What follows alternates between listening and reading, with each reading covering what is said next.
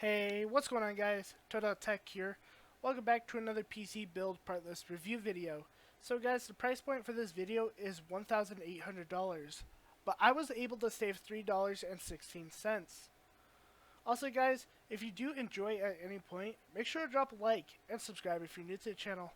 By the way, link to the parts are in the description below. But anyways, let's get right into the video. So starting off with it, the fans I chose was the Upure 120mm wireless 3-pack RGB fans. This comes with a wireless remote so you can change the colors. So for the liquid cooler, I chose the Intermax LickMax 3. It has 3 120mm fans, and it supports both Intel and AMD. And it also uses a dual chamber AIO.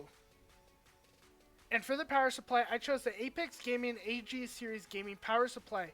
It's 750 watts, 80 plus rated, and gold certified.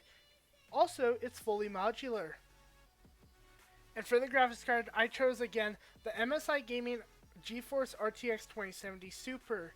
I couldn't really go up to a 2080 because they are over $1,000 and that doesn't fit the budget. And for the case, I chose the Dark Flash J11 Black ATX Mid Tower. It includes RGB plus an RGB fan. And for the motherboard, I chose the MSI Z390A Pro LGA 1151. This supports both 8th gen and 9th gen Intel processors.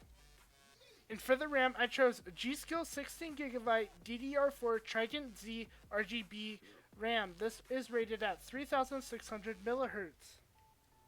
And for the processor, I chose the Intel Core i9-9900K. This is an 8-core processor and can overclock up to 5 GHz. And for the SSD, I chose the Western Digital Blue SN550 1TB NVMe drive. And for the hard drive, I chose a Seagate Barracuda 3TB internal hard drive. This is for all the games to go on.